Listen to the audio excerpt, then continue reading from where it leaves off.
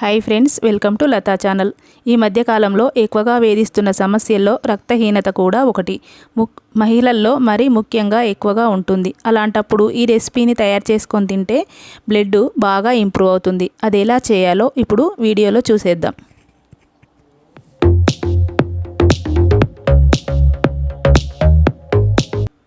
ముందుగా స్టవ్ పై ఒక కడాయి పెట్టుకొని దాంట్లో ఒక టేబుల్ స్పూన్ నెయ్యి వేసుకొని వేడి చేసుకోవాలి. దీంట్లో 10 కిస్మిస్లు 4-5 కాజు వేసుకొని వేయించుకోవాలి.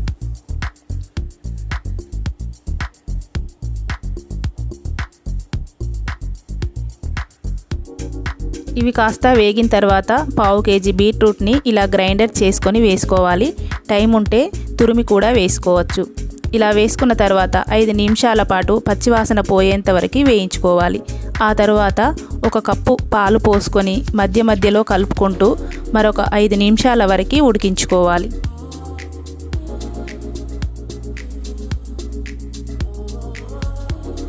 రెండు నిమిషాల పాటు హై ఫ్లేమ్లో ఉడికించుకున్న తర్వాత స్టవ్ సిమ్లో పెట్టుకొని మరొక 3 నిమిషాల పాటు ఉడికించుకోవాలి.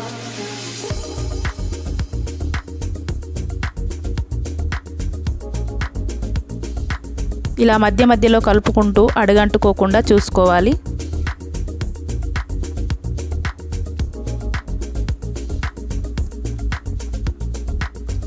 మనం ఈ రెసిపీని హెల్దీ కోసం చేసుకుంటున్నాం కాబట్టి దీంట్లో ఒక కప్పు బెల్లం వేసుకోవాలి. ఇష్టం లేని వారు పంచదార వేసుకోవచ్చు.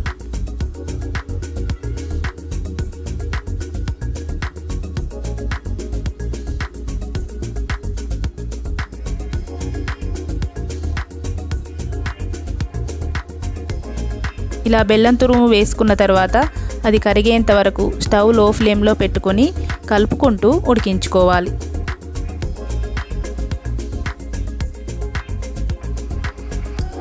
మూత పెట్టి మరొక 2 నిమిషాలు అలాగే ఉడికించుకోవాలి.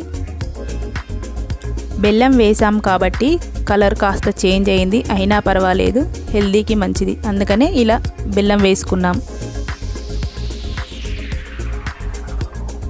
ఇప్పుడు యాలకులు 2 తీసుకొని పలుకులు అలాగే వేసుకోవాలి. పంటికి తగిలి టేస్టీగా ఉంటుంది.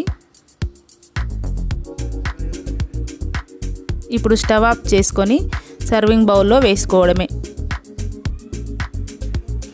ఎంతో రుచికరమైన హెల్దీ అయిన beetroot halwa ready. Thank you.